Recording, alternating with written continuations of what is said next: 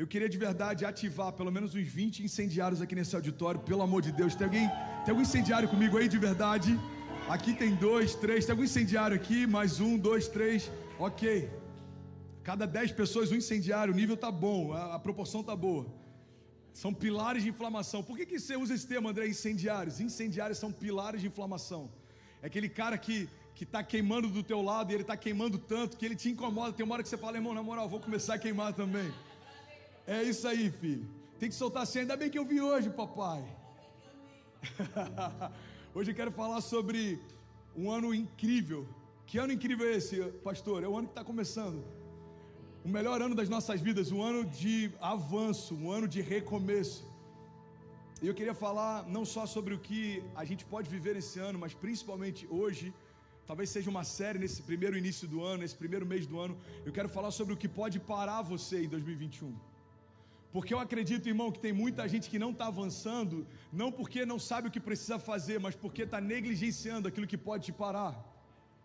A gente tem uma quantidade grande de atletas aqui na nossa igreja. Tem um, inclusive, agora aqui no nosso auditório. A gente tem uma quantidade grande de atletas que acompanham online. E se tem uma coisa que todo atleta de ponta aprende, é que não é o potencial dele que vai determinar onde a carreira dele vai, mas é o quanto ele é zeloso com aquilo que pode pará-lo. Eu vou dar exemplos, irmão.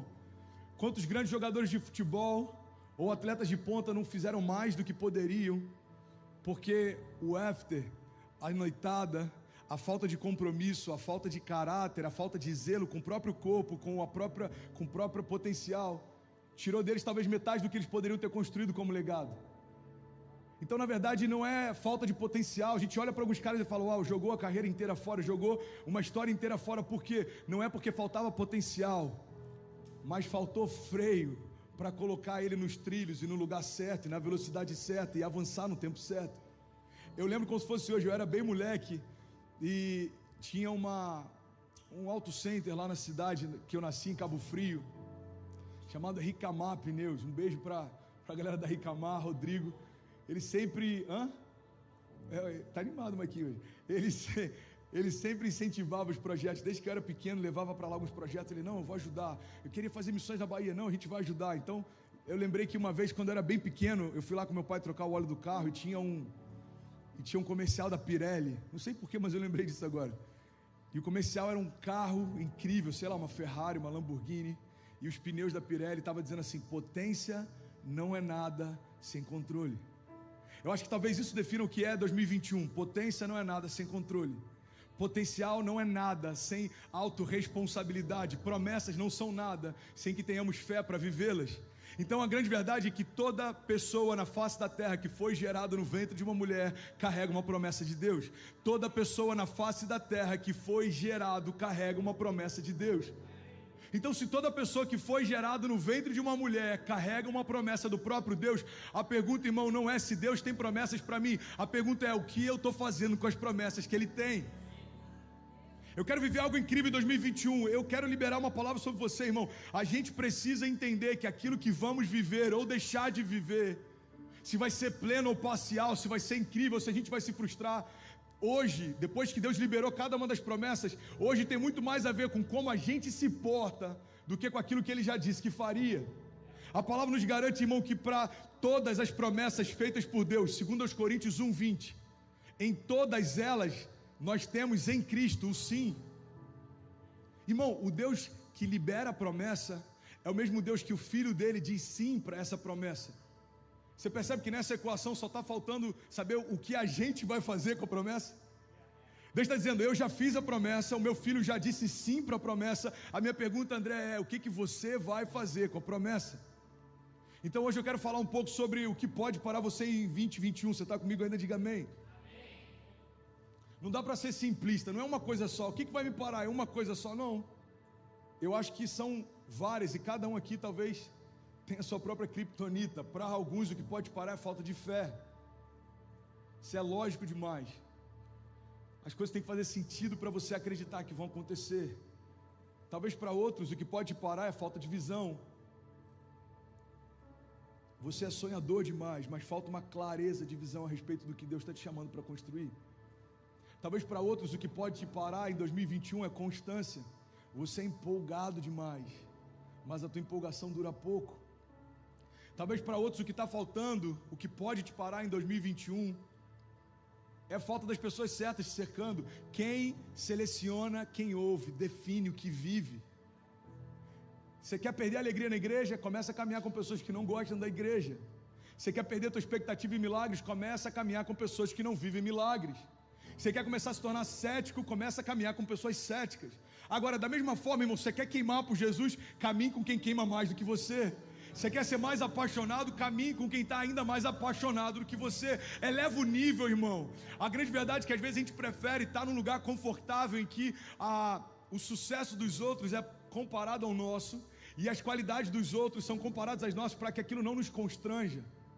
Só que o que vai mudar a tua história não é você mergulhar numa zona de conforto, é você correr atrás de uma zona de propósito, onde tem gente melhor que você, queimando mais que você, correndo mais que você, porque isso te inspira. Eu passei alguns dias em Orlando e a gente tem vivido algo sobrenatural no online, mas localmente a gente está engatinhando, irmão. Passei alguns dias em Orlando, voltei, falei com o Leandro, falei com a Kezinha, falei com algumas pessoas do time. Eu falei, cara, eu voltei inspirado, eu vi tanta coisa incrível lá.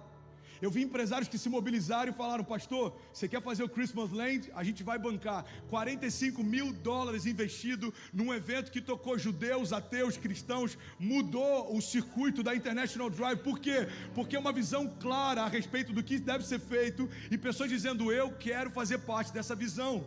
Eu vi crianças cantando no coral, eu vi o Kids entupido de crianças.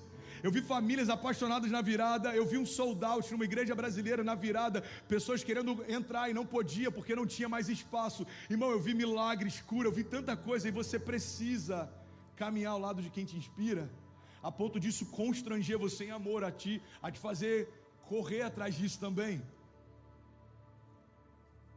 Mas às vezes a gente acaba preferindo, eu prefiro estar num lugar que não me constranja, com pessoas que o sucesso delas seja muito parecido com o meu. Por quê? Porque a falta de sucesso deles não expõe a falta do meu sucesso também. A falta de paixão deles não expõe a minha falta de paixão também.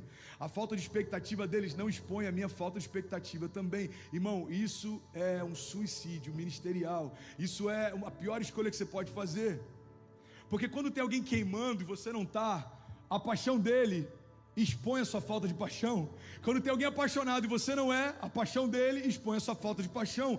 Quando tem alguém cheio de profundidade na palavra e você não tem profundidade, a profundidade dele expõe o quão superficial na palavra você é. Pastor, isso é ruim? Não, isso é libertador, irmão.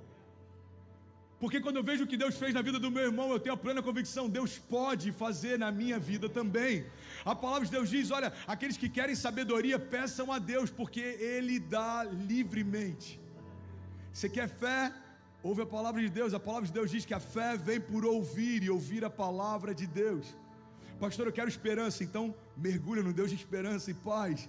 Pastor, eu quero direção, então procura no maravilhoso conselheiro as direções certas. Pastor, eu preciso de um refúgio, então descansa na habitação dele, e você vai descansar na sombra do Onipotente. A palavra de Deus diz, olha, aquele que habita no esconderijo do Altíssimo, a sombra do Onipotente descansará. Você percebe, irmão, que tudo que você precisa já está disponível nele? Você quer descanso? Eu poderia falar dezenas de versículos sobre descanso, sobre esperança, sobre fé, sobre renovo, sobre cura, sobre provisão, sobre prosperidade, sobre propósito, sobre identidade, sobre milagres, sobre promessa. E desculpa estar falando tão rápido, é porque eu tenho muito para entregar hoje. Você está recebendo alguma coisa, amém? Só que é difícil, porque a gente se fecha. Irmão, enquanto nós não fizermos coisas novas, não estamos abertos para o novo. Enquanto a gente não mudar algumas formas como a gente flui, a gente não vai experimentar um fluir novo em nada, em nenhuma área da nossa vida. Você quer um exemplo? Uma das maiores dificuldades para um pastor hoje é falar sobre finanças, porque estamos fechados para o Deus das finanças. Estamos fechados para o Deus da provisão. Queremos ouvir o que Deus fala a respeito de milagres de provisão, mas não queremos ouvir o que Deus espera de nós quando o assunto é provisão. Então, um povo que não entende princípios fundamentais a respeito das riquezas que Deus quer liberar, é um povo que nunca vai experimentar riquezas. Então a questão não é se Deus não pode, a questão é, estamos abertos para ouvir o que Ele fala a respeito disso? Tem muita gente que não está experimentando cura em Deus. Por quê? Porque Deus não pode curar? Não, irmão. Eu tenho que ter esse entendimento. Guarda essa chave, pega isso, irmão. todas as vezes que algo que a palavra de Deus diz que está acessível em Deus, não está fluindo sobre mim, eu preciso entender que nunca é culpa dele, é sempre por alguma falta minha. Eu lembro de uma pergunta que eu recebi no stories do Instagram um tempo atrás. A mulher falou assim: pastor, eu já estou ficando chateada com o Espírito Santo, porque ele não fala comigo. Eu falei: irmã, só o fato de você achar que a culpa é dele, não sua, o problema é dele, não seu, já deixa claro que ele está falando, é você que não consegue ouvi-lo. Porque se eu não consigo ouvir, é mais fácil falar: Deus parou de falar. Se eu não consigo enxergar o que Deus está fazendo, é mais fácil eu falar: Deus parou de fazer. Se eu não consigo experimentar aquilo que Deus disse que faria, é mais fácil eu falar: Deus se esqueceu de mim. Irmão, Deus não esqueceu de nenhum de nós. A palavra de Deus diz: pode até uma mãe que amamenta o seu filho se esquecer dele, e eu todavia jamais me esquecerei de você, diz o Senhor. Guimarães Rosa tem uma frase dele que eu achei incrível. Ele diz o seguinte, acho que está aqui no final, eu anotei, eu falei: cara, acho que não vou falar não, mas vou falar. Só tem que achar, vou achar. Ou não, né? Guimarães Rosa, ele diz assim: quando nada acontece, há um milagre que não estamos vendo. Quando nada acontece, há um milagre que não estamos vendo. Pastor, me dá um exemplo. Vou te dar um exemplo claro. Você está de pé. Isso já é um milagre. Você está aqui, segundo milagre. Você está com expectativa para esse ano, terceiro milagre. Tem alguém da tua família que você ama que está próximo, quarto milagre. Deus não retirou de você o fôlego que Ele depositou, quinto milagre. Deus ordena que o teu coração continue batendo e Ele não parou até agora. Quinto milagre. Você pode ir enumerando cada um deles, irmão. Você consegue ouvir o que eu falo? Sexto milagre. Você consegue me enxergar? Sétimo milagre. Se acabar o culto, você quiser me dar um abraço, você consegue me tocar? Sétimo milagre. Cada um dos seus sensores está funcionando. Cada um, irmão, dos seus sentidos, cada uma das suas promessas continuam vivas. Já tentaram roubá-las de você, mas olha para você, você está de pé, sinal que o inferno não conseguiu te parar. Só que a gente tem essa capacidade incrível de olhar para aquilo que ainda não aconteceu, para aquilo que a gente acha que Deus não está fazendo, quando na verdade Ele está falando: ei filho, olha para aquilo que eu já estou fazendo. Todas as vezes que eu pensar, guarda essa chave, irmão, que Deus não está falando, eu preciso lembrar, com certeza sou eu que não está ouvindo. Todas as vezes que eu pensar, Deus não está fazendo, eu preciso me lembrar: não, peraí, sou eu que não consegue enxergar aquilo que Ele está fazendo. Não tem nada que sobre em mim que falta em Deus, é sempre o contrário, irmão. Tudo que falta aí na gente, sobra nele. Tudo que falta em nós, sobra em Deus. Tudo que falta na criação, sobra em Deus. Vou repetir isso mais uma vez e pega essa chave. Tudo que falta em nós, sobra em Deus. É por isso que a palavra de Deus diz que Ele prepara uma mesa diante dos nossos inimigos e honra ungindo a cabeça, e o nosso cálice Ele faz transbordar. É como se eu pegasse um copo aqui e eu ficasse derramando água nele. Irmão, a palavra está dizendo que Deus vai nos encher na presença dos inimigos. Está dizendo que Deus vai nos transbordar. É porque Deus Ele tem, eu vou botar entre aspas essa frase que eu vou usar agora. Deus Ele tem um problema com medidas. Deus Ele tem um problema com medidas. E é por isso que a gente está de pé. Que a mão de Deus, a mãozinha de Deus é pesada. Já conheceu aquele tio chato que tem a mãozinha pesada? Eu tenho um tio assim, todo Natal chegava e aí botava a mão e apertava aqui, e machucava, falava: desculpa, a mão do tio é pesada. Coloca uma bola de sorvete, o cara bota meio quilo de sorvete. Tio, coloca um pouquinho de feijão para mim, o cara bota... É uma mãozinha pesada, mas glória a Deus, eu creio que a mão de Deus é pesada, se Ele tem um problema com medidas. Pastor, eu não entendi, eu vou te explicar. Tudo que Ele faz é super abundante. Então Ele não se satisfaz em encher a criação. Ele faz com que a criação transborde. Por quê? Porque quando enche você, diz respeito a você. Mas quando transborda de você, vai tocar os lugares por onde você passar. Essa é a chave, irmão. O homem que tem tudo o que precisa é um homem próspero. Mas o homem que tem além do que precisa, ele se torna canal de provisão para quem precisa. Resposta de oração para quem clama. É por isso que Provérbios 11:25 é uma verdade. O generoso prosperará, porque aquele que dá alívio a outros, alívio receberá. Você decidiu: não quero ser uma taça cheia, eu quero ser uma fonte. Eu não quero que o Senhor enche para mim, eu quero que o Senhor me faça transbordar e encher a outros, eu quero tocar a outros. Irmão, a palavra nos garante, olha, se você crer em mim, beber do que eu tenho para te dar, do seu interior fluirão rios de água viva. É sempre de dentro para fora, é sempre de nós para o outro. É um fundamento básico da fé. Eu acho que o Lê já ministrou sobre isso também. Um dos fundamentos básicos da fé, irmão: nenhuma árvore gera um fruto para alimentar a si mesmo. Você pode pegar a macieira mais bonita do mundo, você pode pegar a maior macieira do mundo, ela nunca experimentou nenhum dos seus frutos. Já para eu pensar nessa loucura? Olha que louco isso. Meu avô era português, ele amava uvas. No quintal de casa ele fez uma... é parreira que fala, né? E sempre que a gente chegava lá, ele pegava um cacho de uva e forçava a gente a comer tudo. Como todo bom português, é bem generoso com comida. E a gente não queria mais e come de novo. Quando minha mãe foi visitar nossa família em Portugal, um beijo, tem uma galera de Portugal. Eu lembro que eles comeram camarão um dia e falaram: uau, tá uma delícia. Vocês gostam de camarão? Sim. Eles comeram camarão um mês inteiro em todo qualquer prato que tinha. Tinha cozido, depois camarão. Eles iam comer não sei o que, camarão, porque é a linguagem deles, eles são generosos nesse aspecto. E olha só que interessante, irmão, as parreiras do meu avô, por mais que tenham alimentado todos os meus primos, nunca experimentaram do próprio fruto. Isso é muito forte. Por quê? Porque a árvore não dá fruto para si mesmo. Isso é quem ela é. Por que você continua frutificando se você não experimenta nenhum dos seus frutos? É porque é quem eu sou. A árvore não faz força para dar fruto, irmão. Isso é quem ela é. Você pode pegar uma semente, ela está há anos ali incubada. Nada acontece enquanto ela não morre. Enquanto ela está viva, nada acontece. Mas depois que você enterra e ela morre, aí começa a maior explosão da história dela. A maior explosão de toda semente acontece num ambiente em que ninguém vê.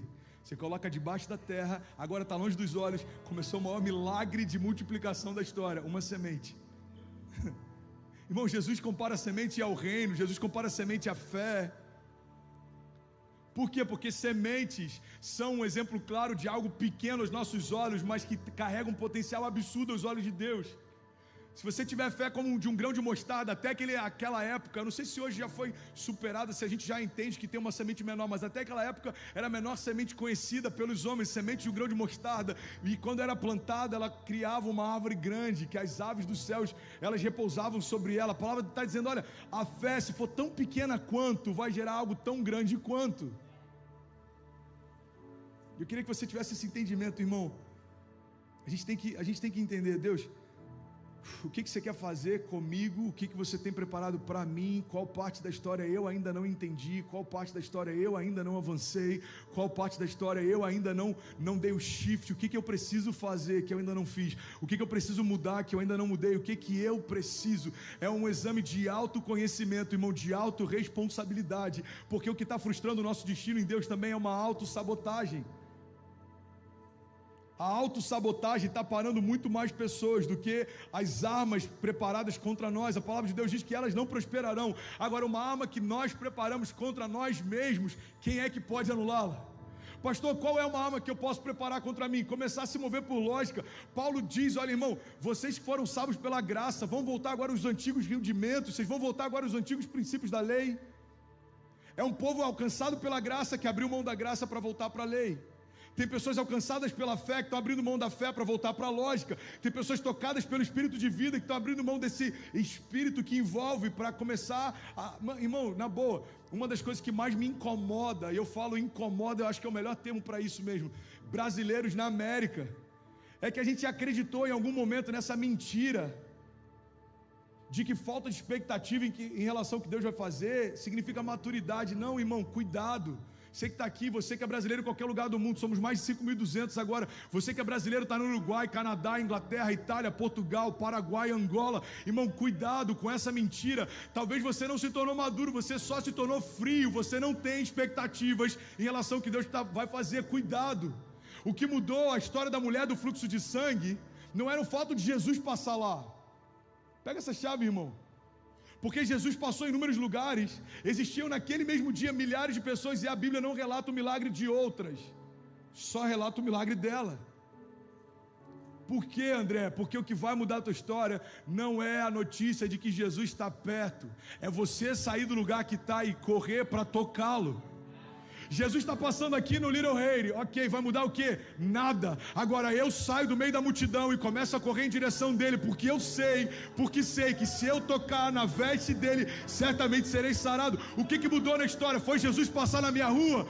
Não, foi eu correr na direção dele também. A gente fica passivo, não, mas Deus sabe do que eu preciso. Ele sabe, mas Ele quer ouvir de você. Pergunta que Jesus mais fez, irmão, enquanto caminhou na terra: o que queres que eu te faça? Ele vê um cego, todo mundo sabe que o cara quer enxergar. Aí Jesus fala: ei, o que queres que eu te faça? Um paralítico: o que queres que eu te faça? Um leproso: o que queres que eu te faça? Eu já falei sobre isso inúmeras vezes, mas talvez seja novo para alguém. Irmão, o fato não é só Ele saber o que você precisa, Ele quer ouvir de você. O que você quer que eu te faça? Porque quando a gente expressa a nossa necessidade, a gente se expõe, a gente dá o primeiro passo. O que pode parar você em 2021? Falta de posicionamento, falta de atitude, falta de ousadia, falta de passos de fé. Para dar o primeiro passo: pastor, eu estou com medo. Irmão, vai com medo mesmo. Pastor, eu tô com dúvidas. Vai com dúvidas. Não tem lugar mais seguro, irmão, do que correr risco com Deus. Não tem nada mais seguro do que correr riscos com Ele. Você está comigo ainda? Diga amém.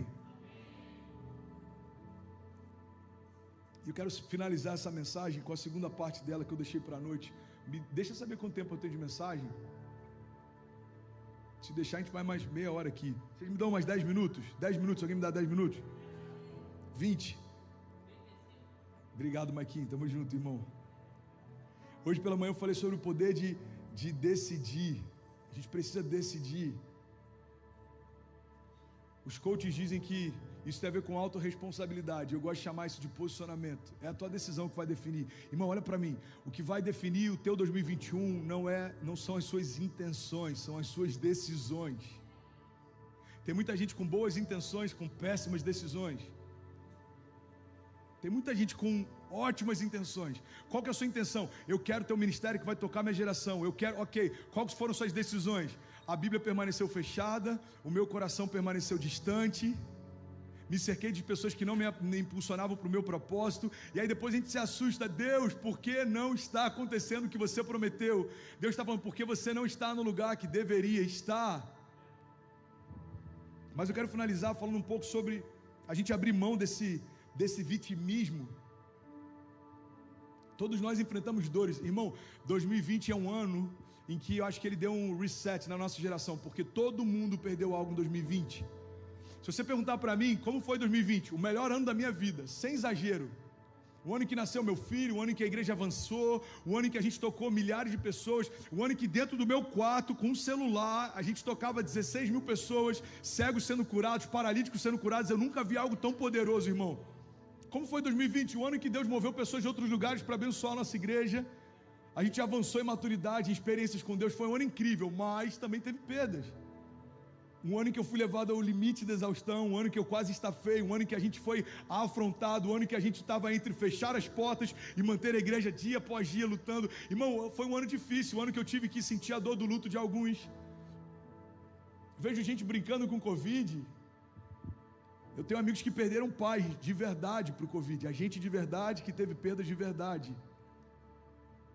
Então o que a gente precisa entender é que todo mundo perdeu algo nesse ano, e talvez por isso seja um ano atípico, porque não é um ano em que uma parte de nós perdeu, é um ano em que todos nós perdemos. Você está comigo ainda? Diga amém. Todos nós perdemos, irmão, todos nós enfrentamos dores, perdas, lutas nesse ano. Todos nós fomos vítimas de alguma coisa. E é essa chave que eu quero liberar sobre você. A gente vai finalizar aqui, não se distrai. Todos nós fomos vítimas de alguma coisa.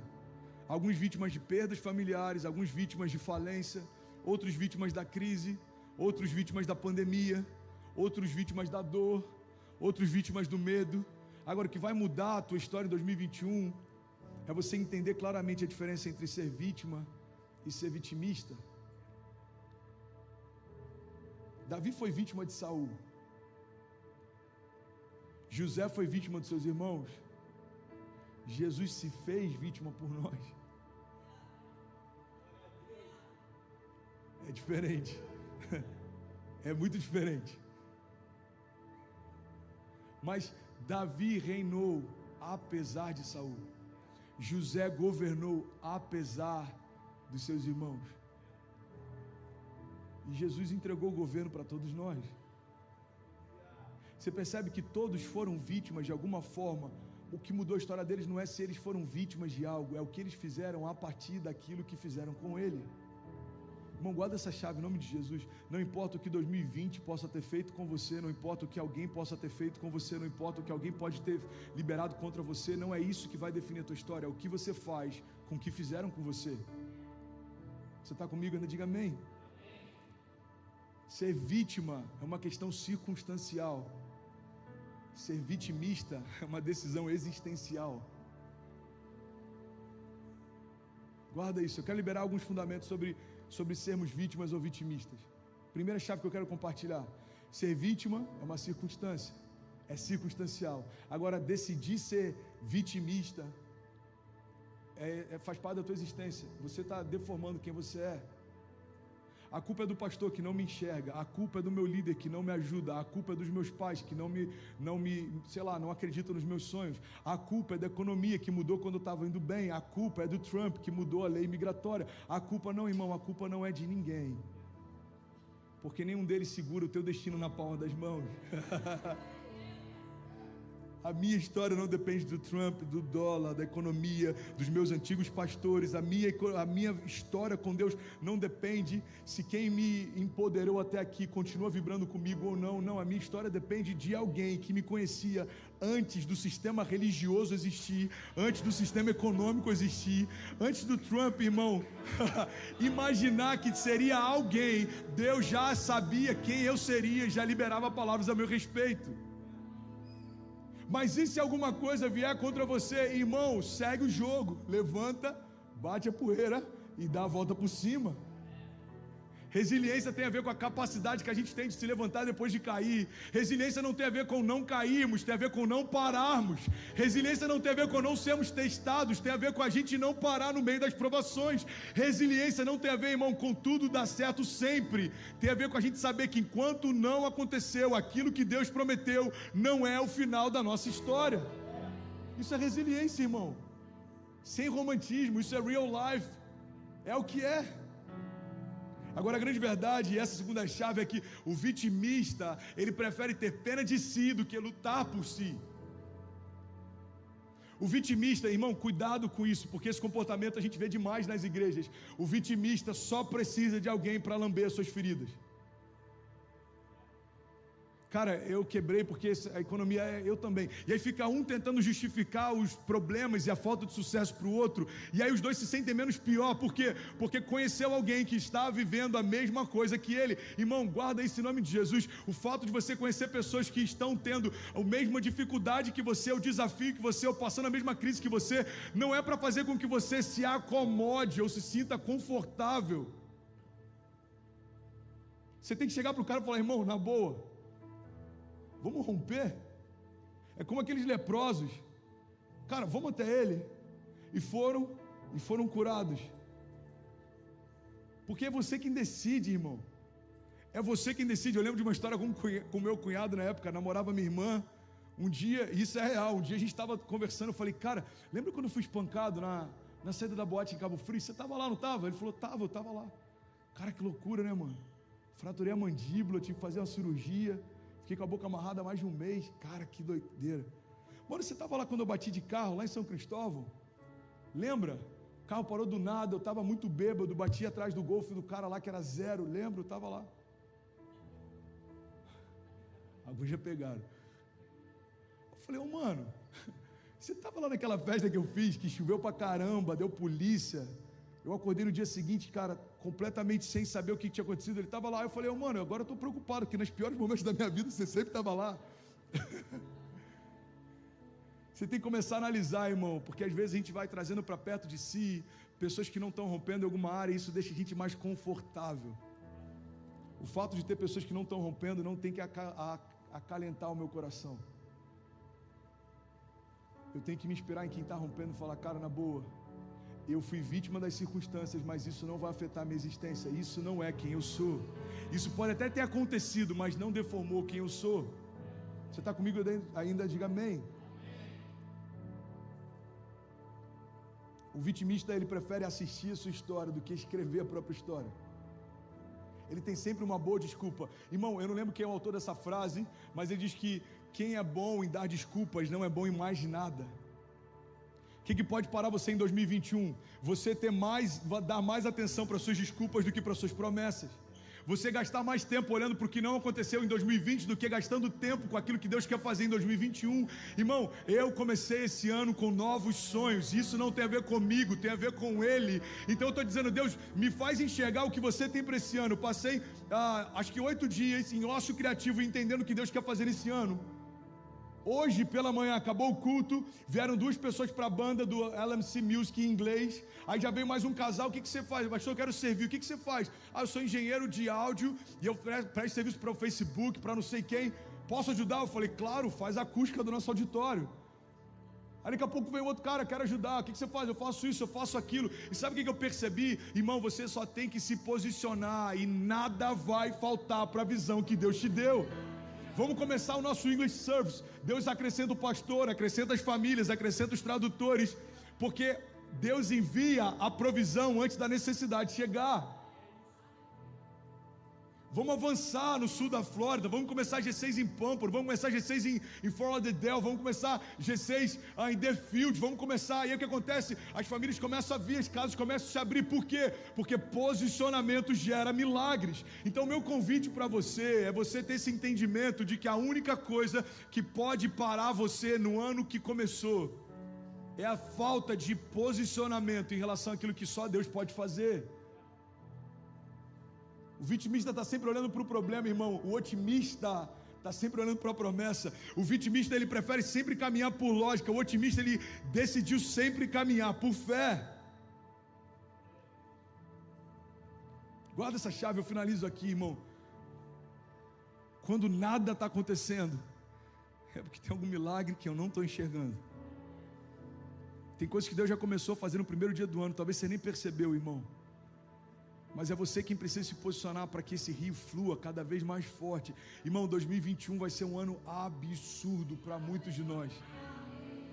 Mas eu não creio num Deus que seleciona quem vai viver milagres ou não. Eu creio num Deus que liberou para todos nós as promessas, e a gente é que define o que vai viver nele ou não. Você está comigo? Amém? Queria te fazer um convite, fica de pé, eu quero orar com você, sem distração, fica de pé.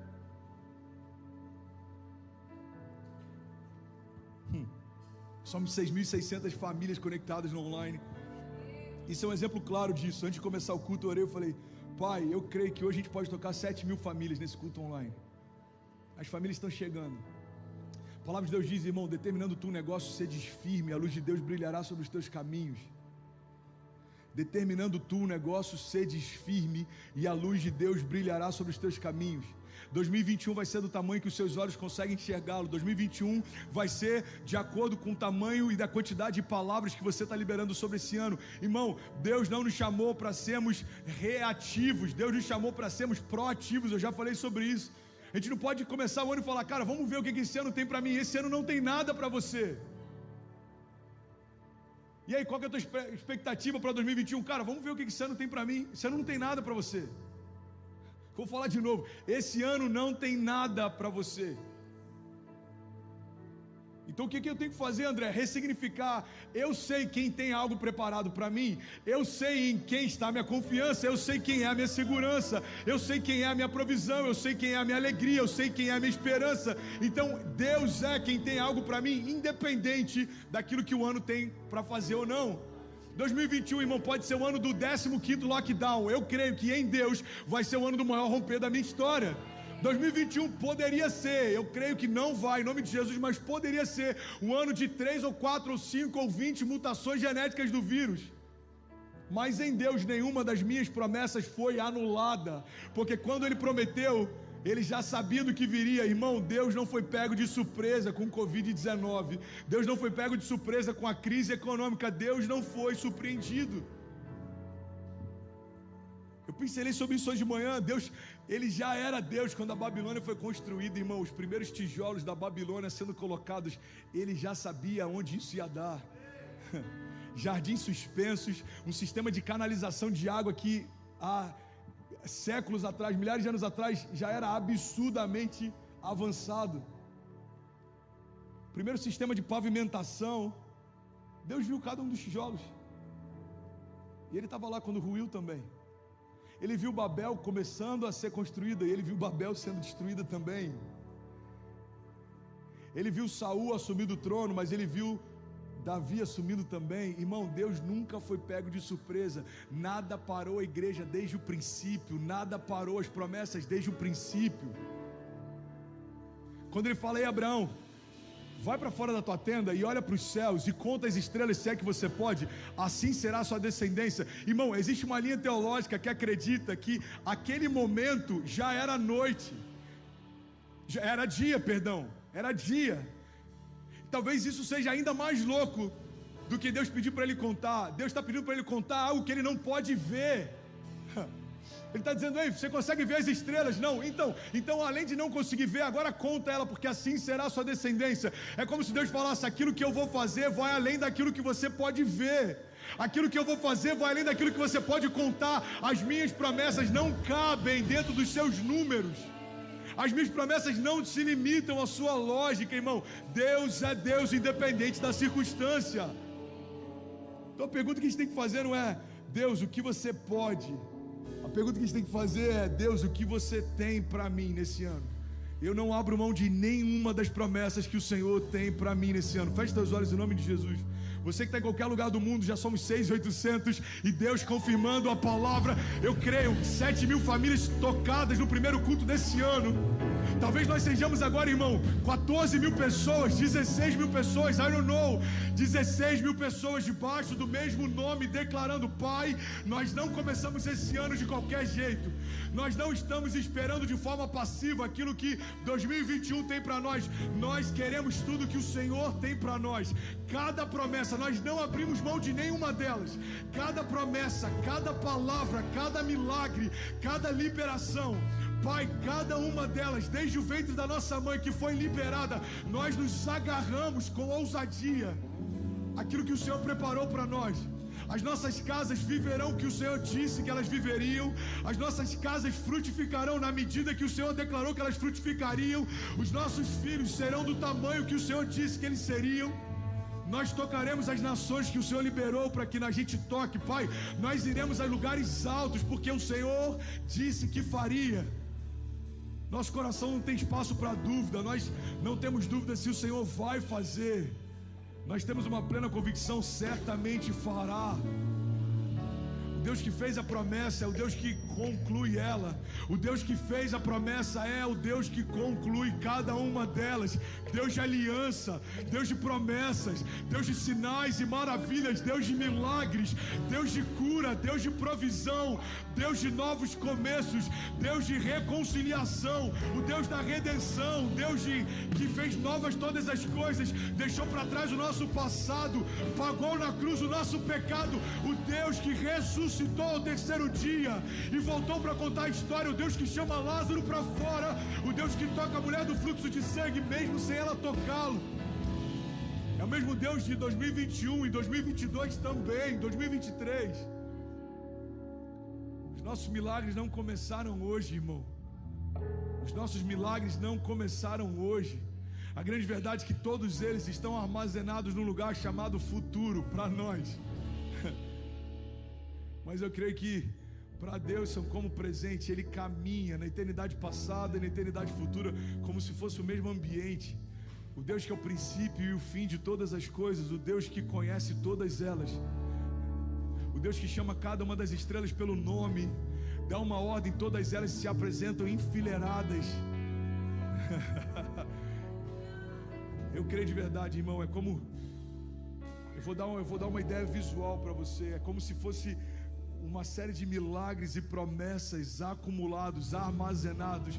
Eles estão estocados, só aguardando o teu posicionamento para que haja da parte de Deus um liberar sobrenatural. Eu oro para que as comportas dos céus se abram sobre as nossas cabeças de uma forma sobrenatural, mas isso não vai acontecer do nada, nada acontece do nada. Deus não faz as coisas do nada, irmão. Do nada demora muito tempo para acontecer. Do nada Davi mata um gigante, mas quando ele estava nas malhadas lutando com ursas e leões, ninguém via. Do nada José assume o governo, mas quando ele estava anos esquecido dentro do cárcere, ninguém via. Do nada Jesus começa o seu ministério, cura enfermos, libera palavras, mas quando ele estava numa manjedoura fugindo do homem que mandou matar todos os primogênitos daquela geração, ninguém via. Do nada ele ressuscita, o túmulo está vazio e ele apresenta as suas marcas. Mas durante os 3 dias, quando ele estava no inferno, ninguém via. Do nada Deus começa uma igreja em Miami, mas quando ele chamava essa igreja pela existência, antes de Miami ser chamada de Miami, ninguém via. Do nada André começa a pregar e algumas pessoas até querem parar para ouvi-lo, mas quando ele sustentou no ventre da minha mãe, mesmo todos os médicos dizendo para abortar, ninguém via. Do nada, tantos homens que você celebra e te inspiram começaram a viver algo incrível, mas existem milagres acontecendo no momento em que você nem via. Do nada Moisés se posiciona para libertar o povo do deserto, mas ele está boiando num cesto, irmão, e tudo podia acontecer. Todos os meninos da geração dele foram mortos, cada um dos primogênitos sendo assassinados. Então existe um bebê dentro de um cesto, boiando no rio, enquanto ninguém via.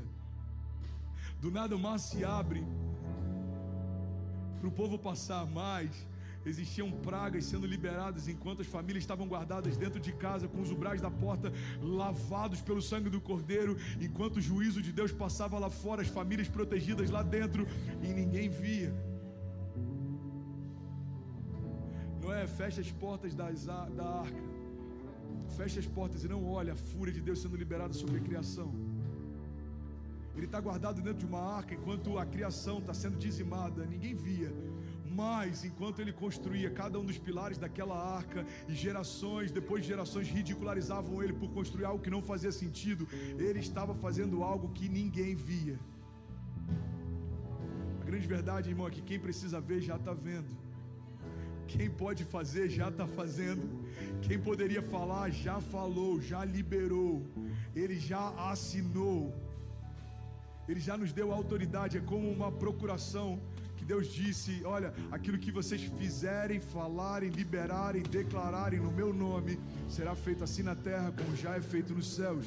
Aquilo que vocês cancelarem, desligarem, desativarem no meu nome, será desligado também nos céus. Feche teus olhos em nome de Jesus, irmão. Feche teus olhos.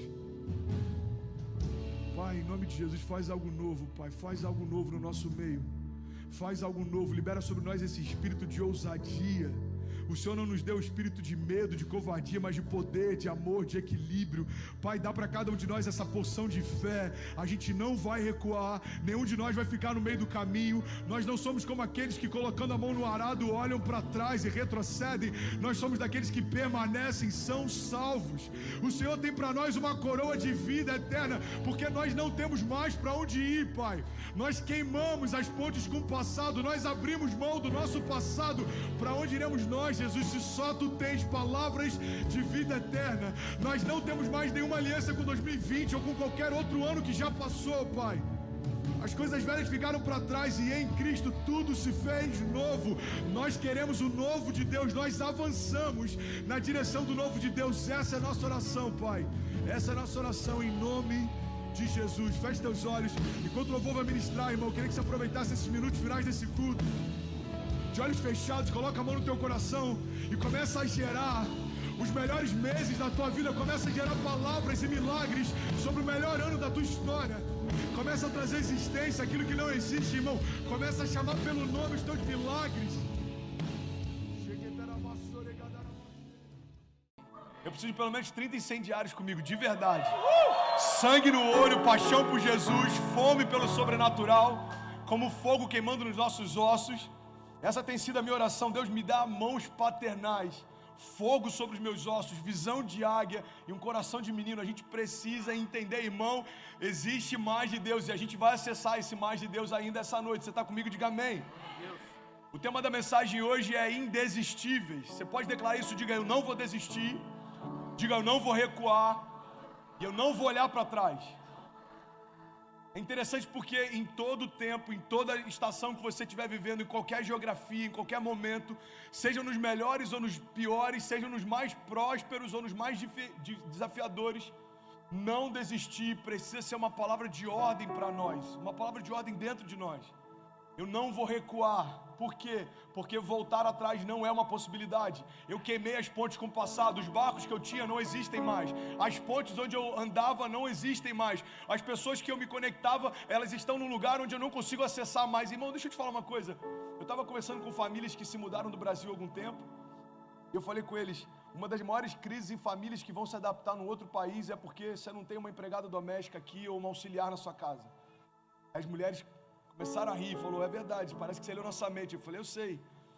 Uma das maiores crises que algumas famílias de classe média ou classe média alta vivem aqui, eu não tenho o suporte aqui que eu tinha lá, mas você tem inúmeras coisas aqui que você não tinha lá. A grande verdade é que a gente tem uma memória seletiva e a gente só lembra da parte boa da história, mas alguma coisa fez com que você se movesse de lá para cá. Então celebre o lugar onde você está, não olha para trás e nem se compara. A comparação pode roubar de você a gratidão em relação ao que Jesus já está fazendo. Você está comigo? Diga amém.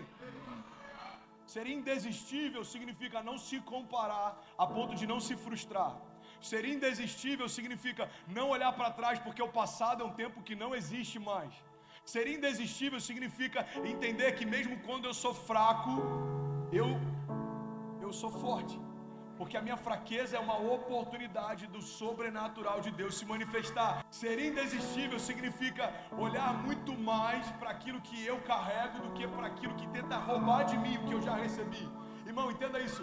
Existe um fluir de muitas águas depositado em você, mas existem pessoas tentando entulhar os teus poços, tentando paralisar o teu fluir, tentando apagar o teu fogo, mas é você o responsável por manter o fogo aceso. Eu amo os cultos daqui porque cada culto vai para um lugar diferente a palavra. Qual é o dever do sacerdote? Manter o fogo aceso. O fogo queimará sobre o altar e ele não se apagará. Presta atenção nisso, irmão. Existe vida nessa palavra para você. Então a função do sacerdote era todos os dias, ele ia até o altar, ele retirava as cinzas daquilo que queimou no dia anterior e ele colocava lenha nova para queimar até o dia seguinte. O que apaga o fogo não é só o pecado, mas é o contentamento com aquilo que Deus fez no passado. Então se o sacerdote deixa a cinza lá e não coloca lenha nova, entenda isso, a cinza não tem como trazer o fogo novo. Então a cinza não é algo necessariamente ruim, mas as cinzas são algo que já foi bom dia, mas não queima mais. Eu não entendi ainda, pastor, eu vou te explicar, irmão. O que Deus está dizendo para a gente é, se você se contentar com o que eu fiz no passado, você está dizendo que eu sou um Deus de passado. Mas eu não me limito ao seu passado. Eu sou um Deus que trabalha de geração em geração. Eu sou um Deus de passado, presente e futuro. Eu sou um Deus de passado, presente e futuro. Um Deus que fez no passado, mas continua fazendo hoje. Um Deus que te tocou no passado, mas continua tocando hoje. Um Deus que te libertou no passado, mas se você precisar, continua te libertando hoje. É por isso que a palavra diz, olha, o fogo queimará sobre o altar e ele não se apagará. Mas a função, a responsabilidade de manter o altar em dia é sua. Prepare o teu altar. Deixa que o fogo quem traz é o Senhor. Sabe outra coisa interessante? Tem um episódio na história em que um sacerdote, ele vai no altar, presta atenção nisso, irmão, é o mesmo altar, e ele vai lá e ele gera fogo. A Bíblia diz que Deus considerou esse fogo como um fogo estranho.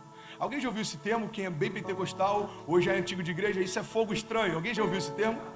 Normalmente a gente usa quando é algo que parece de Deus, mas não é de Deus.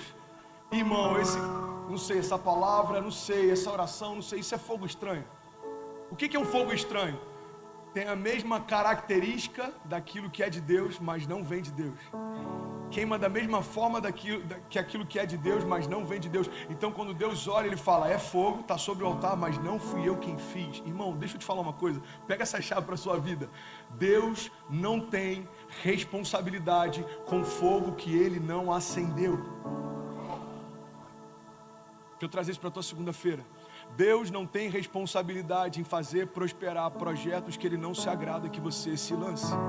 Deus não tem responsabilidade em fazer com que dê certo portas que você entrou e Ele disse para não entrar. Deus não é um fiador que a gente fala, eu quero assinar esse contrato, você só precisa assinar embaixo. Não. É diferente, irmão, as coisas com Deus são diferentes. Existe algo que é poderoso em Deus que se chama governo de Deus. É quando a gente fala, Senhor, eu entendo que você não é só o meu salvador, mas você agora é o meu dono. Seja feita a tua vontade, me leva para onde o Senhor quiser, me coloca nos lugares que o Senhor quiser, faz aquilo que o Senhor quiser, eu estou disponível, irmão. Ser indesistível significa se comprometer com o altar e entender e descansar na certeza de que Deus se compromete com fogo. Ser indesistível significa se comprometer com cuidado com a tua casa e ter a plena convicção de que o entorno da tua casa é Deus quem guarda. Irmão, quando o anjo da morte vai passar naquela época lá em que o povo está no Egito, o que Deus diz? Olha, pega um cordeiro e agora pega do sangue do cordeiro e marca os umbrais da porta. Quando o anjo da morte passar, as portas que tem a marca do sangue do cordeiro não serão tocadas. O que Deus está dizendo é o seguinte, olha, o anjo da morte vai trazer juízo, mas se você guardar a tua casa será guardada. Entenda isso, houve livramento e houve juízo. Os sacerdotes que escolheram o que a sua casa ia experimentar. Então ninguém poderia reclamar depois se o anjo da morte entrou, se antes não tivesse marcado as próprias portas com o sangue do cordeiro. Faz sentido para alguém? O que Deus está ensinando para a gente é o seguinte, você quer ser indesistível? Então tenha responsabilidade em relação àquilo que eu te chamei para fazer. Você é o único responsável pela história que você vai construir. Como assim, pastor? Eu estou me colocando no centro da minha história? Não. O que Deus poderia fazer, Ele já fez. Ele já deu para nós autoridade no nome de Jesus. Ele já deu para nós o poder, o sangue e a vida que há no sangue de Jesus. Ele já deu para nós a palavra que libera destinos, que tem chaves que abrem portas. Ele já deu para nós tudo aquilo que a gente precisa. Efésios 6 diz, então revesti-vos, pois, da armadura de Deus, para que vocês possam permanecer firmes, para que vocês possam lutar contra as astutas ciladas do diabo. A palavra está dizendo em Efésios 6, olha, vocês têm a armadura, o capacete, a espada, o escudo, agora avancem, marchem, não recuem. Pastor, mas eu estou ferido no meio dessa batalha. Ok, talvez você não tenha se vestido com o que precisava se vestir. Talvez você não tenha se revestido com o que precisava se revestir. Mas a boa notícia é, se você está de pé hoje, é porque ainda existe uma nova chance de recomeçar. Ainda existe uma nova chance. É como se Deus estivesse realistando pessoas aqui. É por isso até que eu raspei minha cabeça, irmão. Eu estou no alistamento aqui. É como se Deus estivesse realistando e dizendo, ei, você está ferido, deixa eu sarar suas feridas, toma novas vestes e vai de novo para o campo de batalha.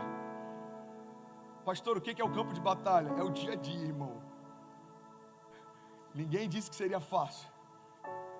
Ninguém disse que seria fácil. Deixa eu te falar uma coisa, deixa eu incendiar você. Não vai ser rápido, não vai ser sem dor e não vai ser fácil. Desculpa decepcionar alguém aqui, mas essa é a verdade. Não vai ser rápido, não vai ser sem dor e não vai ser fácil. Mas os frutos daquilo que a gente vive em Deus são eternos. Às vezes a gente pega atalhos porque a gente quer prazeres momentâneos. O problema é que prazeres momentâneos não liberam destinos eternos. Irmão, ninguém escolhe o inferno como destino final, mas cada um de nós pode escolher os caminhos que levam até lá. Ninguém que está perdido escolheu o destino final, mas escolheu os caminhos que levam até lá. O que é ser indesistível, pastor? É ter sensibilidade para discernir os caminhos, é ter autoridade para dizer não para as tentações, é ter entendimento de aonde buscar ajuda quando sabe que não consegue mais, é ter plena convicção de que não é você quem é forte, mas é Deus quem te faz forte, não é você que é bom, mas é Deus quem é bom e cuida de você, não é você quem pode todas as coisas, apenas naquele que te fortalece, é você entender que não tem a ver com você mais, irmão, mas tem a ver com Deus. Paulo chega a dizer, olha, não sou mais eu quem vivo, mas Cristo vive em mim, e a vida que agora eu vivo para a glória do Filho de Deus. Então, porque não sou mais eu quem vivo, não tem mais a ver com as minhas limitações, limitações, irmão. Agora Deus tomou o controle da minha história. É Ele quem faz, é Ele quem luta por mim, é Ele quem fala por mim, é Ele quem me justifica, é Ele quem provê, é Ele quem me faz descansar e caminhar em pastos verdejantes, em águas tranquilas. É Ele que prepara uma mesa na presença dos meus inimigos e me honra, ungindo a minha cabeça com óleo, e o meu cálice faz transbordar. É Ele. Ele é o princípio e o fim de toda a história. Você está comigo? Vou começar a pregar. Eu quero falar sobre indesistíveis. Indesistíveis, irmão. Eu li algo que talvez defina alguns sonhadores aqui nesse auditório. Essa frase eu achei incrível. Ela diz: a única diferença entre o gênio e o louco é que o louco parou de sonhar. Perdão, o louco desistiu de sonhar. Eu não entendi, pastor. Eu vou explicar melhor. Todo gênio, todo cara que marcou a história, seja ele um libertador, seja ele um cara como Martin Luther King, como Nelson Mandela, seja ele um empreendedor como Elon Musk, Walt Disney, seja ele um herói da fé como José, como Davi, cada um desses caras em algum momento na construção da sua história foi tido como louco. Então qual que é a diferença entre um louco e um gênio?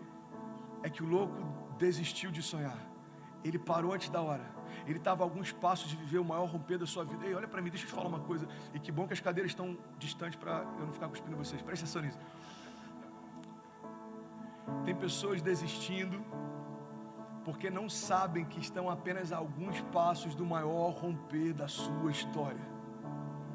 Tem pessoas abrindo mão de carreiras, casamentos, projetos, propósitos, chamados, sem saber que estão apenas a alguns passos do maior romper da sua história. Irmão, ontem uma ovelha nossa lá de Orlando entrou no octógono do UFC. Rodolfo Vieira, 7ª luta no UFC, ele destruiu. Primeiro round ele terminou a luta. E aí o que eu estava compartilhando hoje de manhã é que na 8ª luta ele vai entrar com ainda mais convicção. E na 9ª, e na 10ª, e na 11ª, porque a gente precisa entender que esses desafios que a gente vive, eles são para forjar o nosso caráter e nos dar ainda mais confiança quando enfrentar os próximos. Então os adversários que a gente enfrentou até hoje não vieram para paralisar a gente, vieram para ensinar a gente. Aí deixa eu te falar uma coisa, você não está apanhando, você está aprendendo. Deus está forjando o teu caráter para um novo tempo. Pastor, mas é difícil, irmão, quem disse que seria fácil? Tem um dia mal, tem dia que dá vontade de desistir, tem dia que dá vontade de falar, cara, chega, eu não quero mais. Só que deixa no minuto seguinte o Espírito vir sobre você e te trazer a memória. Tem de bom ânimo, eu venci o mundo, você vai vencer também. Os teus gigantes não vão te abater, eles vão elevar você. Isso não é uma mensagem positivista, isso é a essência do Evangelho. O Evangelho é o triunfo da cruz sobre o inferno. O Evangelho é um Deus que se fez homem para que os homens fossem feitos filhos de Deus. O Evangelho fala sobre um Deus que na cruz, completamente vulnerável, despido, humilhado, fez de todo o inferno um espetáculo público. Isso é o Evangelho. E a minha pergunta é, se o inferno foi feito de palhaço, por que você acha que os seus gigantes não serão também? Aqueles que morreram com Cristo também ressuscitarão. Ele é o primogênito, inclusive dentre os mortos, para que em tudo tenha primogenitura. A palavra está dizendo, ele é o primeiro em tudo, até para vencer a morte. Mas a boa notícia é, aquele que um dia foi unigênito, se tornou agora primogênito. Ou seja, ele era único, agora se tornou primeiro. Acho que você não entendeu ainda. Ele era único, se tornou primeiro. Dentro da matemática, se existe primeiro, é porque nessa escala existem outros também. O que a Bíblia está dizendo é, ele era o único filho de Deus, mas porque ele se entregou, agora ele se tornou o primeiro de muitos. Tem algum filho de Deus aqui? Essa é a nossa vitória. Essa é a vitória da cruz. O pecado não nos prende mais, o passado não nos prende mais, as correntes não nos prendem mais, as cadeias, o jugo, a condenação, o cansaço não nos prende mais. Se nós recebemos de Deus o renovo para continuar lutando, isso é ser indesistível. Eu nem sei se essa palavra existe, mas eu acho que talvez ela seja o que melhor define o que a gente vai viver a partir daqui. Pastor, eu me comprometi com o meu destino mais do que todo o inferno se comprometeu em anular ele. Eu me comprometi com o meu futuro mais do que todo o inferno tem se comprometido para trazer à minha memória o meu passado. Pastor, eu me comprometi com as minhas promessas mais do que todo o inferno tem se comprometido para tentar me ludibriar com propostas. Eu estou focado. Neemias está no meio de uma construção. Os inimigos começam a enviar convites para ele. Ei, Neemias, vamos conversar. Neemias, desce das muralhas. Neemias, e todas as vezes que iam fazer esse convite, ele dava a mesma resposta: eu estou ocupado demais com a visão que Deus me deu. Ei, olha para mim, deixa eu te falar uma coisa. Talvez o motivo do teu cansaço seja a falta de foco.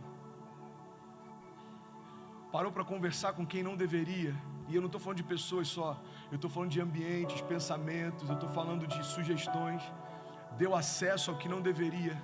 E talvez isso enfraqueceu a tua fé, talvez isso enfraqueceu o teu ânimo, talvez isso enfraqueceu a tua alegria. Mas deixa eu te falar uma coisa. Da mesma forma que aquilo que a gente dá acesso pode roubar de nós o que Deus tem depositado, se nós dermos acesso para Deus, a gente tem uma nova oportunidade de Deus derramar uma nova porção de novo. Irmão, deixa eu te falar uma coisa, olha para mim. Você já percebeu que alguém que está em crise por saudade de um antigo relacionamento, quando vê uma foto antiga, quando vê uma foto com aquele ex-namorado, com a ex-namorada, ou enfim, até num caso de divórcio, talvez com ex-esposo ou esposa, você já percebeu que às vezes só por ver uma foto a pessoa se abate? Alguém já viu isso? Alguém já viveu isso? Agora olha que louco, olha para cá. Fotos são registros simbólicos de algo, mas podem abater pessoas. Por quê? Porque existe uma chave aí. Tudo aquilo que você dá acesso, você dá poder. Se você dá acesso ao teu passado, você deu poder ao teu passado.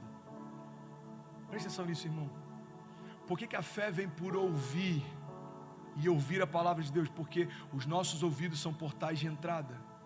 Por que o próprio Jesus disse: olha, cuidado com aquilo que você faz, porque se isso faz você pecar, é melhor você arrancar aquilo que tem te levado para o pecado do que você viver em pecado. Irmão, presta atenção nisso. Por que a palavra de Deus diz sobre todas as coisas que se deve guardar? Guarda o teu coração. Irmão, o coração não está de forma externa, o coração está guardado de forma interna. Então a única forma do meu coração se perder é se eu deixar algo entrar. Cara, isso é muito poderoso. Eu estou recebendo muito de Deus. Eu estou recebendo de Deus essa noite. Tem mais alguém que está recebendo? Instrução, direção, presta atenção nisso. Sobre todas as coisas que se deve guardar, guarda o teu coração. Mas espera aí, se o meu coração está interno, como que algo pode fazer com que o meu coração se perca? Através dos portais de entrada. Os nossos ouvidos são portas de entrada. Os nossos olhos são portas de entrada. A mulher, ela é ganha pelo homem quando ela está namorando, por aquilo que ouve. Agora, o que faz uma mulher ganhar o homem é aquilo que vê. Os portais de entrada para o homem, isso faz parte da nossa, da nossa, não é genética, mas a forma como a gente se move. O homem é atraído pelo que vê, a mulher é atraída pelo que ouve. São portais de entrada. A boca é um portal em que saem coisas. A própria palavra de Jesus diz: olha, o que contamina não é aquilo que entra, mas aquilo que sai. Por quê? Porque palavras ferem mais do que espadas. Tem pessoas que liberam palavras de morte. A Bíblia diz que na nossa boca carrega o poder de vida ou de morte. Então entenda isso, irmão, em nome de Jesus. Por que memórias abatem pessoas? Porque tudo aquilo que você dá atenção, você dá poder. Você está comigo? Amém? Então, debaixo desse entendimento, vamos abrir um pouco esse leque. Presta atenção. Se eu dou atenção à palavra de Deus, eu dou poder à palavra de Deus. Se eu dou atenção às promessas de Deus, eu dou poder às promessas de Deus. Se eu dou atenção ao destino que Deus preparou para mim, eu dou poder para que o destino que Deus preparou para mim se cumpra. O que Deus está falando para a gente é: ei, mantenha-se focado. Tira tudo aquilo que não é de Deus para você, da tua zona de visão, e começa a enxergar aquilo que eu preparei para você. Não se distraia. Não olha para trás. Por que Deus fala não olha para trás? A gente tem até aquele episódio da esposa de Ló. Ele diz: olha, não olha para trás. Por quê? Porque existe algo novo que eu estou fazendo. Deus está dizendo para a gente: eis que eu estou fazendo coisas novas. Então não olha para trás, porque em algum momento você pode tentar comparar o que viveu com o que está vivendo. Isso vai matar você. A diferença entre um gênio e um louco é que o louco desistiu de sonhar. Todo visionário, todo herói da fé, todo empreendedor, todo cristão, em algum momento da sua caminhada já foi considerado louco. A pergunta é: o que faz com que você não desista? Eu creio que é uma plena convicção em relação ao chamado que tem. Irmão, eu tenho tido um número grande de seguidores agora nas redes sociais. Pelo menos para mim é grande em relação ao que eu tinha no último ano. E dentre esses seguidores tem todo tipo de pessoa e tem todo tipo de mulher. Tem mulheres lindas, tem top models, tem atletas, tem uma galera lá. E a pergunta é, você se sente tentado em algum momento? Irmão, eu sei quem eu era antes de Jesus chegar. Eu sei que uma distração pode roubar tudo que Deus tem me tornado e feito em mim. Então é muito simples manter o foco. É você olhar para aquilo que está em jogo. O que está em jogo? Cecília e o referencial que ela tem de mim como pai. Kezinha e o referencial que ela tem de mim como esposo. A igreja que Deus tem dado e o referencial que tem como pastor. Manter o foco é simples. É só você olhar para os presentes de Deus e comparar com as propostas do inferno. Irmão, em nome de Jesus.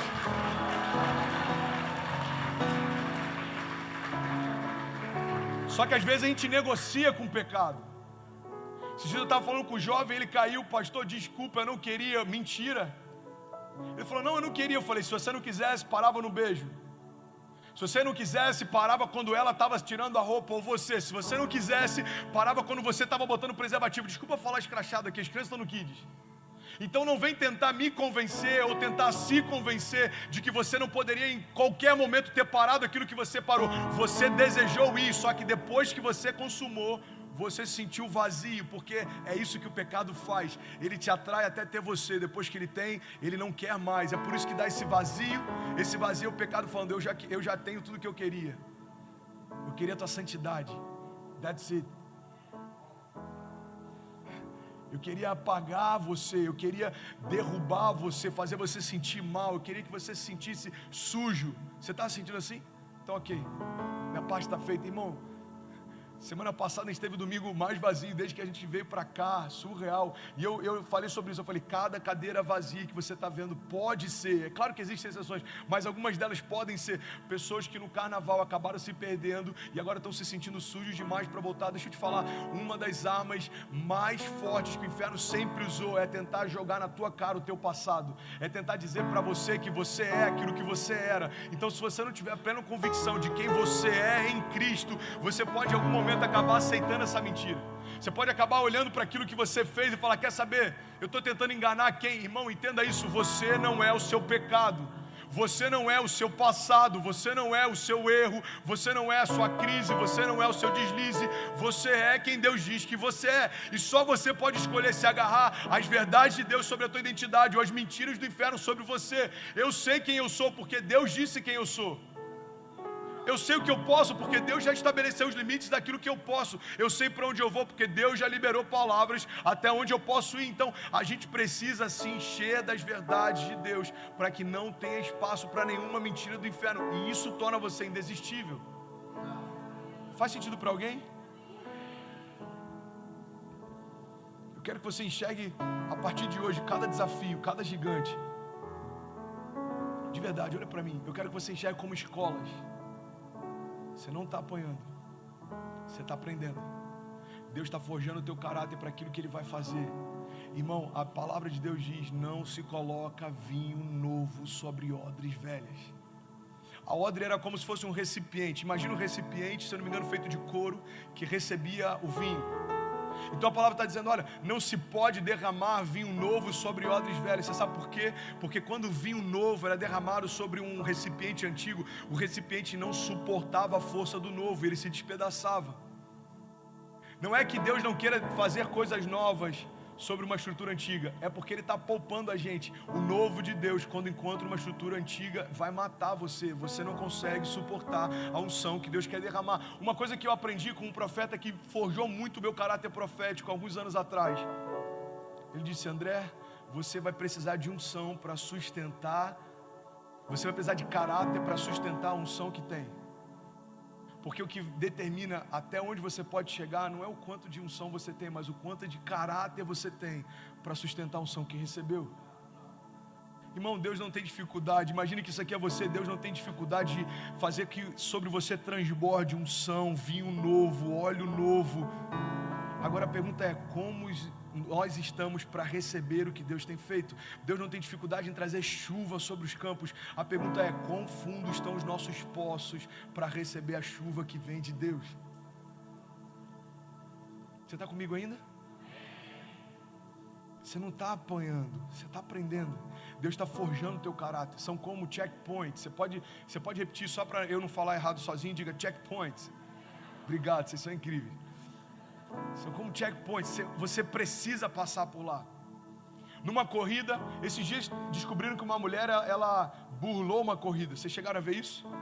Ela correu uma parte, depois ela entrou, não sei se foi num carro, numa bicicleta, e ela foi lá na frente e entrou de novo na corrida. Aí pelo chip ou alguma coisa do tipo, descobriram que ela burlou. Então entenda isso, por mais que ela possa ter ido mais rápido, por mais que ela tenha cruzado a linha de chegada mais rápido, a corrida dela não tem valor. Cara, isso é muito forte. Você chegou mais rápido, você se cansou menos, parabéns, mas a sua corrida não tem valor. Você correu inutilmente. O que significa correr inutilmente? Significa chegar no mesmo destino que todo mundo chegou, mas sem passar por os lugares que você deveria passar. Checkpoints são lugares que a gente precisa passar. Tem situações que a gente precisa passar. Pastor, eu fui traído e eu me sinto mal. Irmão, Jesus foi também. Eu fui traído e é difícil perdoar. Irmão, Jesus foi também. Você não acha que é muito egoísmo da nossa parte desejar ser poupado de algo que nem o Filho de Deus foi? Pastor, mas eu passo os desafios. Jesus também, irmão. Quando Jesus vai ressuscitar Lázaro, ele teve que voltar por um caminho que ele acabara de passar e quase foi apedrejado. Os discípulos estão lá e estão dizendo: Jesus, é melhor a gente não ir, porque se for, a gente pode morrer. Aí ele está dizendo: eu vou, se alguém quiser ir comigo. Um dos discípulos diz: vamos, e se necessário for, morramos com eles também. Jesus foi ressuscitar um homem, mas foi se expondo à morte. Quando Jesus chega lá, a Bíblia diz que depois de ressuscitar, se espalha a notícia entre o povo que aquele homem ressuscitou um homem morto. A minha Bíblia só diz, eu não lembro agora qual que é a passagem, quando se espalha a notícia de que Jesus havia ressuscitado aquele homem, sabe o que acontece? Os religiosos começam a se organizar e eles começam a dizer entre si: a gente precisa parar essa história. Pena que eu não lembro agora qual a passagem, mas é muito incrível. Quando eu li isso a primeira vez, eu falei: como assim? Eles começam a dizer: a gente precisa parar esse homem, porque se não pararmos ele vai revolucionar tudo. Irmão, Jesus, tem uma frase que eu acho incrível, eu não estou lembrando agora o nome do pastor, mas ele diz que Jesus não foi crucificado porque era um cara legal. Você não crucifica caras legais, você crucifica ameaças. Tim Keller. Jesus foi crucificado porque ele ameaçava o sistema. Jesus ameaçava os religiosos. Jesus ameaçava a hipocrisia. Jesus ameaçava aqueles que viviam às custas do povo, mas não representavam o próprio Deus. Entenda isso. Quando Jesus ressuscita alguém, os religiosos dizem: cara, a gente precisa parar esse cara, senão ele vai revolucionar tudo. Eles começam a tramar a morte de Jesus, acreditando que quando matassem Jesus, cessaria uma revolução. O que eles não sabiam é que a morte de Jesus não era o fim da revolução, era o começo dela. Tudo começou a fluir para nós a partir do sacrifício de Jesus. Ali se cumpriu a redenção. Então entenda isso. Todo o projeto do inferno para paralisar você, quando você permanece em Deus, só vai potencializar você. O gigante não parou Davi, tirou Davi da invisibilidade. A cruz não parou Jesus, mas manifestou a redenção. O mar não parou o povo no Egito, mas fez com que todo o exército de Faraó morresse afogado. Você percebe que cada dificuldade que se levanta, ao primeiro momento parece que vai parar a gente, mas logo depois fortalece a nossa fé e gera em nós um caráter que crê em milagres sobrenaturais. Irmão, eu tenho convicção, você em algum momento viveu alguma coisa que você acreditou que aquilo era o final da tua história. Eu tenho plena convicção. Pessoas aqui que já enfrentaram depressão, em algum momento você imaginou: é o final da minha história. Pessoas aqui que enfrentaram, que você quebrou financeiramente, você passou humilhação. Talvez você está aqui para recomeçar. Talvez você está aqui para reconstruir.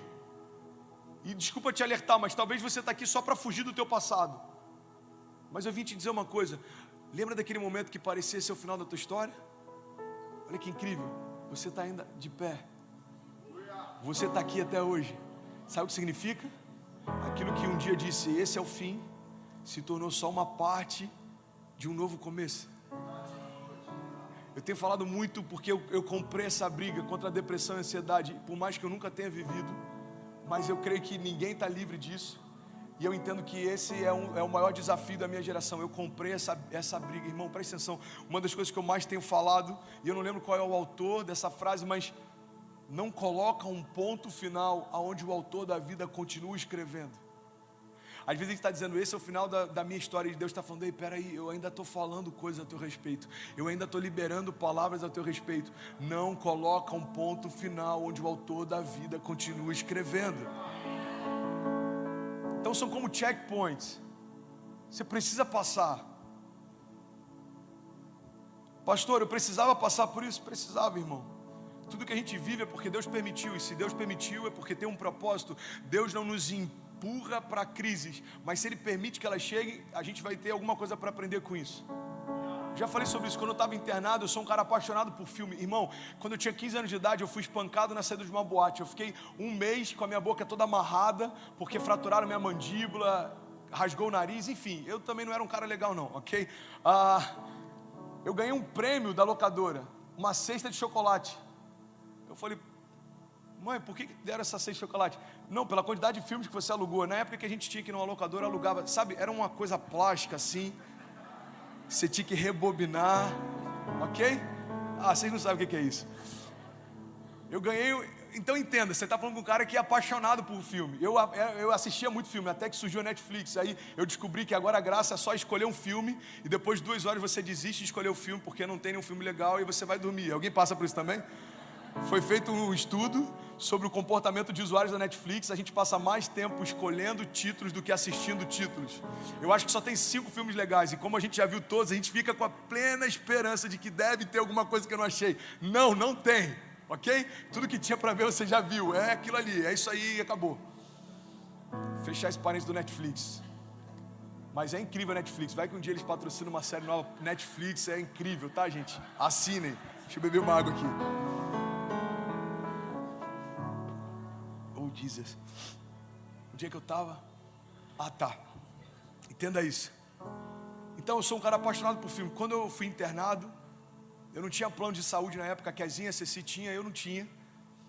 E aí quando eu cheguei no hospital, o cara que a gente tinha começado a igreja 5 meses antes, sei lá, o dono da casa que a gente começou o GC, que depois virou igreja, ele era médico, e foi ele quem abençoou a gente em tudo. E aí daqui a pouco me transferem do CTI para um quarto. Quando eu chego no quarto, tinha ar-condicionado, um banheiro só para mim e uma TV. Eu falei, uau, obrigado Jesus. A gente só dá valor àquilo que tem quando a gente fica muito próximo de não ter mais. Detalhes tão simples. Fica a dica. E aí quando eu chego lá, eu olhei aquela TV, eu falei, cara, demorou, eu vou mergulhar nos filmes aqui, eu vou assistir um monte de filme. E aí Deus falou nitidamente comigo, deserto não é lugar de entretenimento. Deserto é lugar de aprendizagem. Deixa eu te falar uma coisa, não tente se entreter em estações que você deveria estar aprendendo. Porque sabe qual é a chave do checkpoint? É que você precisa passar por lá. Então se você passa de fase sem vencer aquele chefão, na fase seguinte ele vai bater a tua porta de novo. Entenda isso, tem pessoas que vivem, parece que estão andando em círculos. Irmão, não é porque você está andando em círculos, é porque aquilo que você precisava vencer lá atrás e negligenciou, vai bater para te visitar lá na frente de novo. Então o desafio de hoje, vença hoje. O teu gigante de hoje, vença hoje. É o pecado, vença hoje em nome de Jesus. É o cansaço, seja renovado em nome de Jesus. É um diagnóstico médico, seja curado em nome de Jesus. É uma afronta, se esconda em Deus.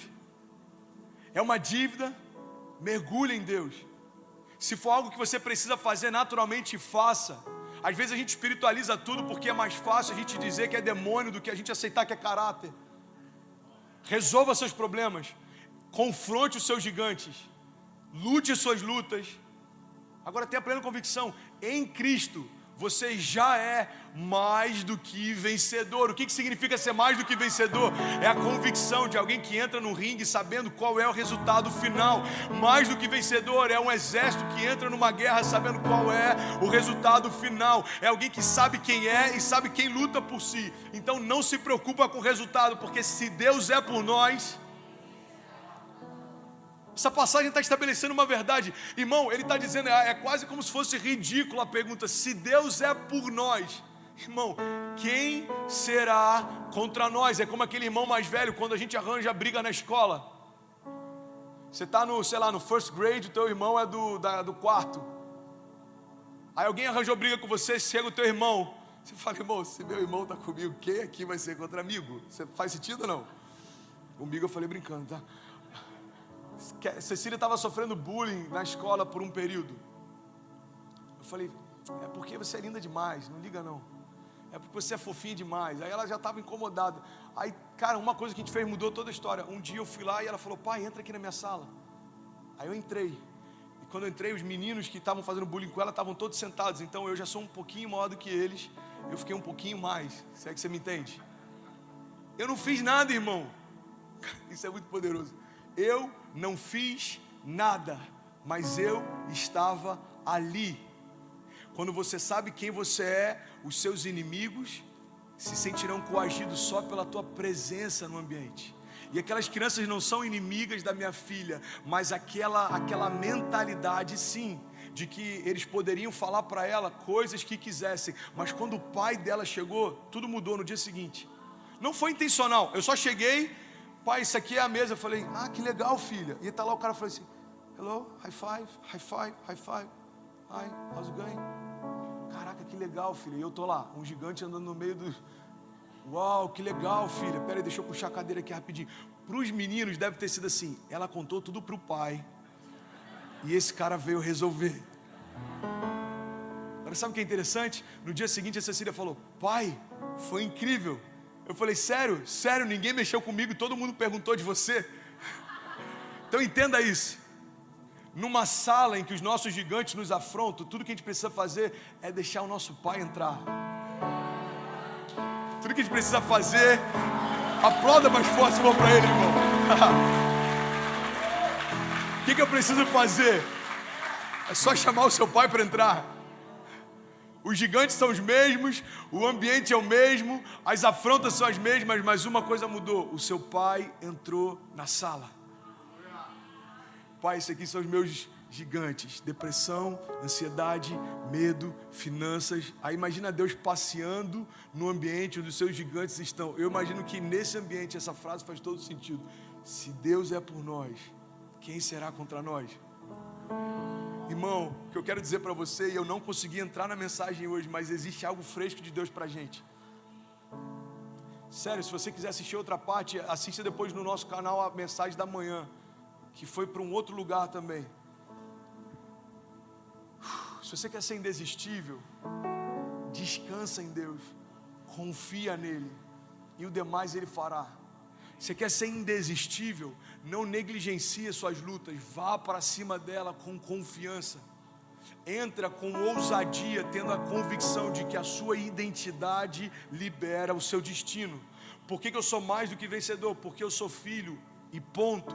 Por que eu tenho acesso às heranças do meu pai? Porque eu sou filho e ponto. Por que eu vou viver milagres e os melhores dias da minha vida? Porque eu sou filho e ponto. Cecília não precisou me convencer de dar para ela tudo que eu puder dar. Ela não precisa me convencer, é dela por direito. Por quê? Porque a filiação que existe entre nós faz com que eu me entregue por ela se for necessário.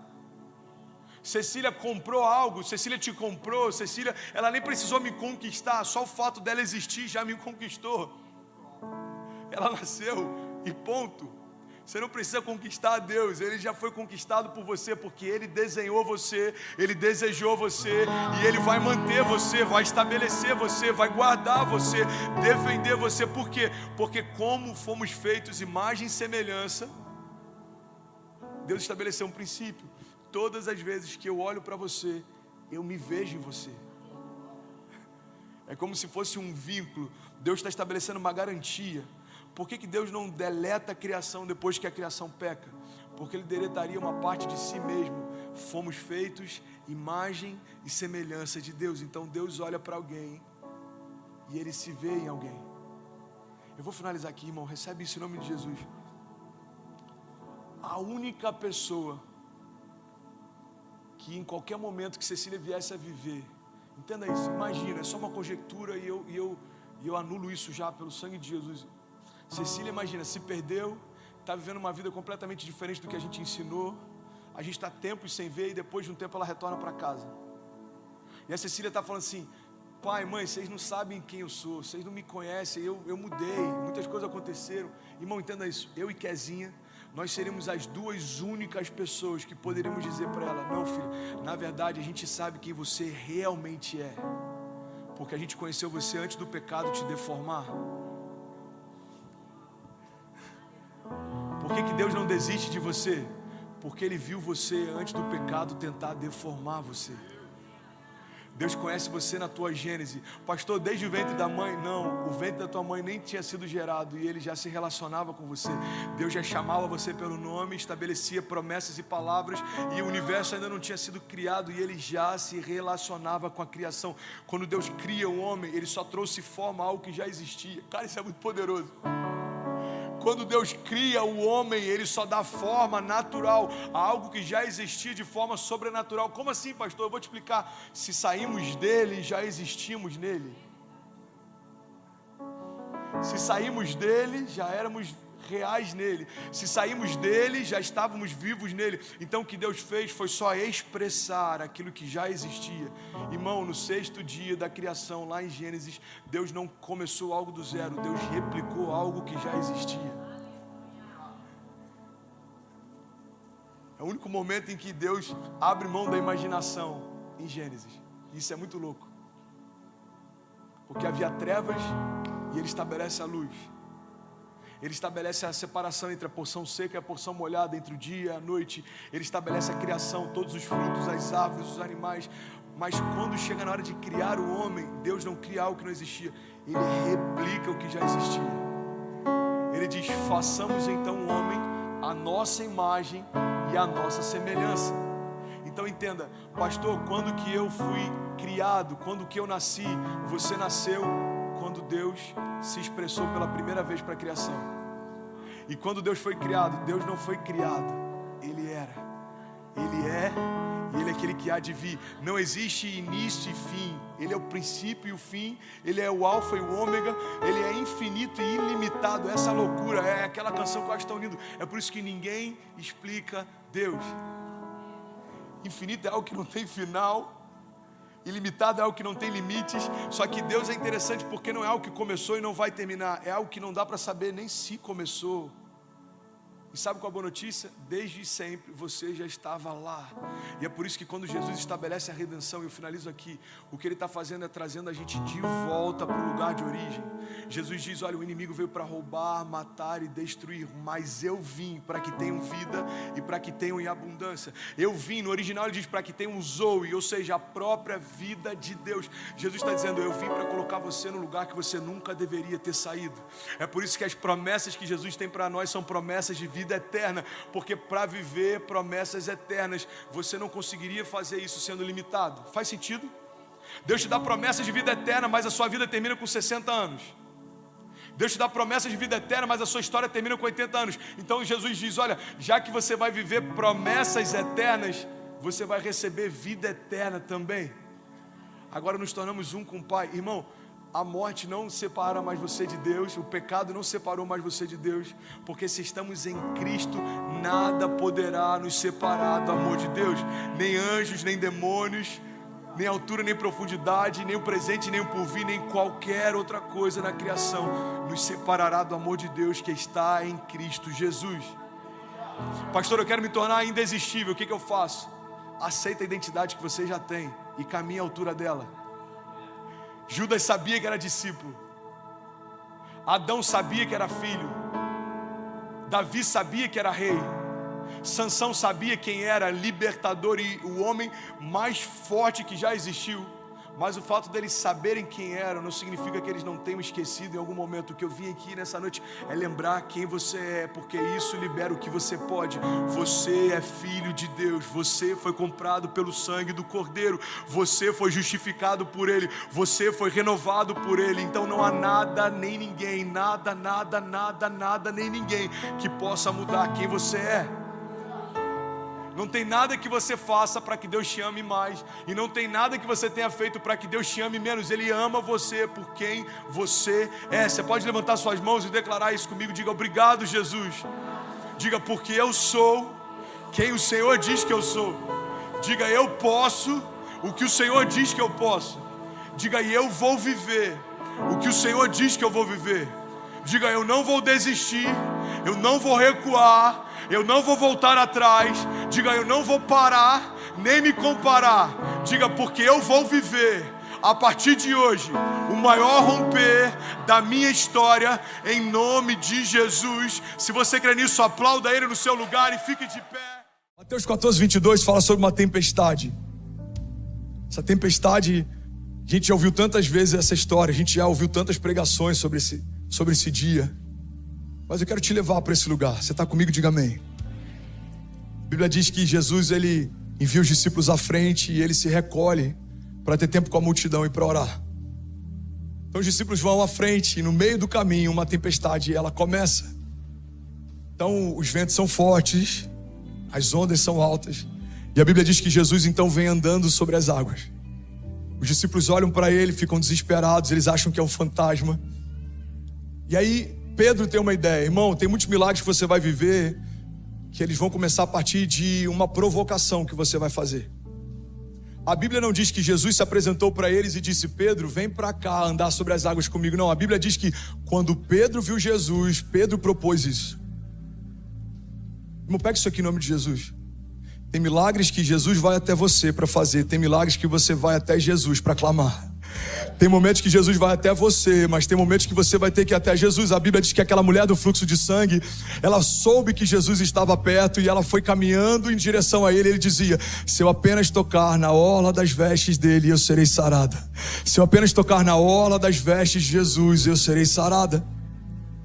Aquela mulher não estava no schedule de Jesus, aquela mulher não estava na tour de Jesus, aquela mulher não fazia parte do cronograma do dia de Jesus. Tem milagres que a gente vai viver porque Deus quer fazer e pronto, mas tem milagres que a gente só vai viver se a gente se posicionar para viver. Alguém está comigo? Diga amém. A Bíblia diz que quando Pedro disse isso, Jesus disse imediatamente: vem, Pedro, sou eu. Então Pedro coloca o pé para fora do barco e Pedro começa a andar sobre as águas. Você pode declarar isso comigo? Diga: Pedro andou sobre as águas. Sabe, eu acredito que é possível que naquele dia a sola do pé de Pedro nem tenha se molhado. Porque antes de tocar a água, Pedro tocou uma palavra. Irmão, guarda isso em nome de Jesus. A palavra que sai da boca de Deus na sua direção constrói um caminho de milagres mesmo que ele não exista. O problema é que muitas vezes a gente está chamando o Deus do impossível de Deus das coisas difíceis. Deus não é o Deus das coisas difíceis, Deus é o Deus do impossível. Quando não há caminho, Ele cria. Quando não há porta, Ele gera. Quando não há jeito, Ele dá jeito. Quando as palavras são contrárias, a última palavra é dele. Irmão, Deus não é como o homem é. Ele não precisa que o tempo seja favorável para ser Deus. Ele não precisa que os seus inimigos saiam para que Ele faça. O salmista diz: o Senhor prepara uma mesa para mim na presença dos meus inimigos. E Ele me honra, ungindo a minha cabeça com óleo, e o meu cálice faz transbordar. O salmista entendeu um princípio, irmão, que quando a gente entende isso, a gente para de se preocupar com o tamanho da oposição, e a gente gasta mais tempo se lembrando do tamanho da promessa. O salmista diz: o Senhor prepara uma mesa para mim na presença dos meus inimigos. Sabe o que o salmista entendeu? Que os gigantes, eles não são um problema. Os gigantes são a plateia. O Senhor não vai preparar uma mesa quando os seus inimigos saírem. O Senhor vai preparar uma mesa para que eles possam ver. O Senhor prepara uma mesa para mim na presença dos meus inimigos. Tem muita gente achando que quando a ansiedade cessar, o meu ministério começa. Quando essa crise cessar, a paz no meu casamento começa. Quando o documento chegar, a paz em relação à imigração começa. Irmão, não é sobre o seu inimigo sair, é sobre o seu Deus entrar. Não é sobre o seu inimigo recuar, é sobre o seu Deus vindo em seu favor. Não é sobre o inferno andar para trás, é sobre a igreja avançar. E a Bíblia diz que as portas do inferno não prevalecerão contra a igreja. Sabe, quando a palavra fala, se for para Jesus você pode fazer melhor, irmão. Vamos, me ajuda, tem um incendiário aí. Portas não são armas de ataque.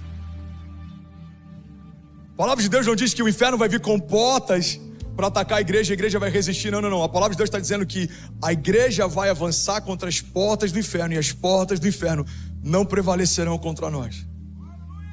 Pastor, em que momento a igreja invade o inferno? Bom, na minha família, esse momento foi em 2006, quando um pastor entrou na minha casa para fazer uma visita pastoral. Naquele dia eu conheci Jesus e naquele dia eu conheci a minha esposa.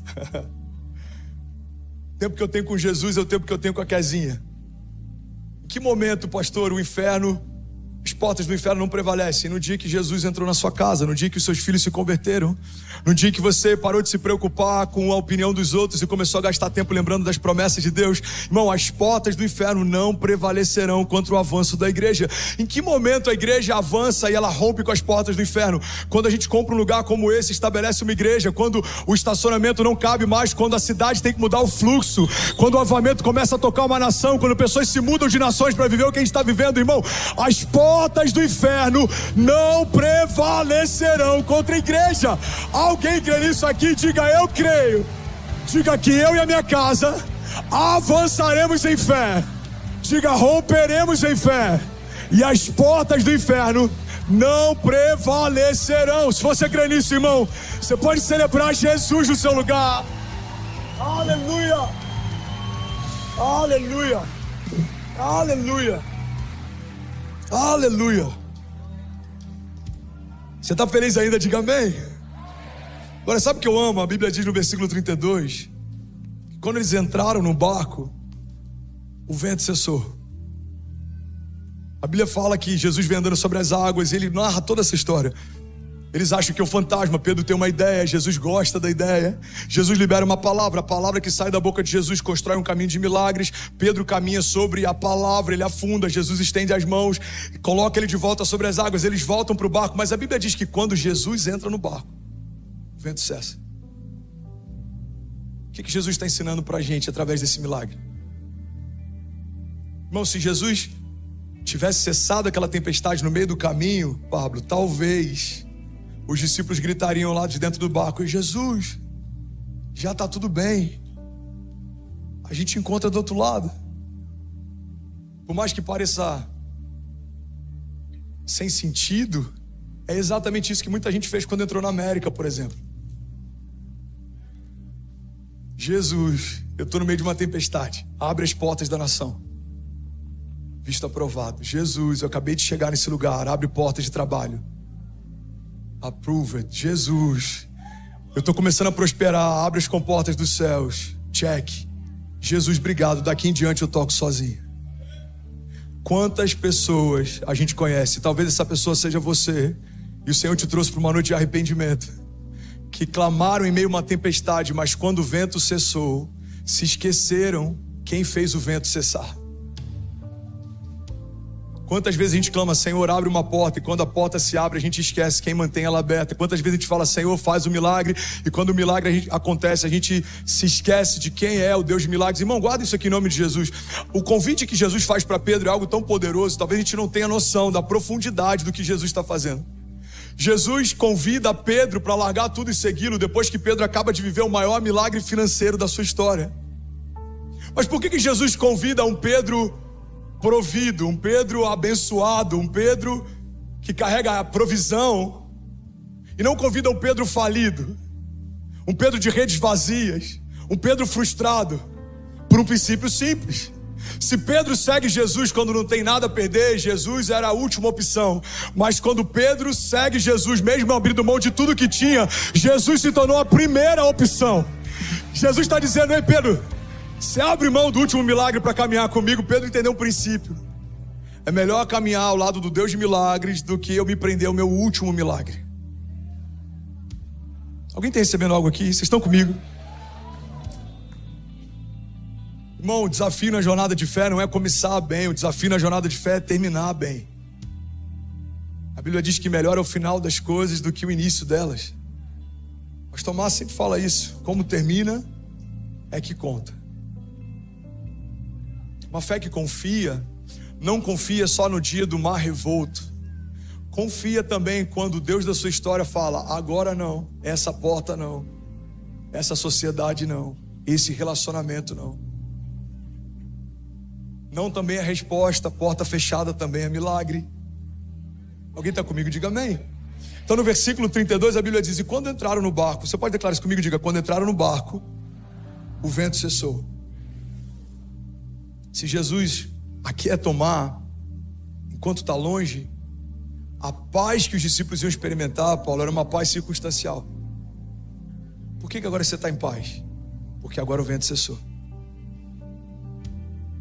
Jesus está ensinando algo. A paz que vocês vão experimentar não é porque o mar está calmo, é porque eu cheguei. O mar pode até continuar revolto, mas Jesus está no barco, vai ficar tudo bem. Recebe isso em nome de Jesus. Os dias podem até parecer maus, mas Jesus está na sua casa, vai ficar tudo bem. O espírito de intimidação que ronda a América pode até se levantar contra você por ser imigrante, mas se Jesus chamou o teu nome, vai ficar tudo bem. Os seus inimigos maquinam contra você, se levantam em tempo e fora de tempo, mas se é Jesus quem te chamou para viver o que você está vivendo, declaro com autoridade, vai ficar tudo bem. Você pode celebrar Jesus no seu lugar. Aleluia! E aí, tudo bem? Você acabou agora de assistir um vídeo. Se você ainda não está inscrito, já se inscreve também no nosso canal, ativa esse sininho aqui embaixo de notificação e toda vez que eu fizer uma live ou estiver transmitindo uma mensagem ao vivo, você vai ser um dos primeiros a saber. Mas eu deixei mais 2 indicações aqui que eu espero que façam muito sentido para você. Então já aproveita e clica para assistir a próxima mensagem, beleza? Seja bem-vindo ao time de incendiários e eu espero de verdade que essas mensagens mudem a sua vida como elas têm mudado a minha também. Até a próxima. Valeu!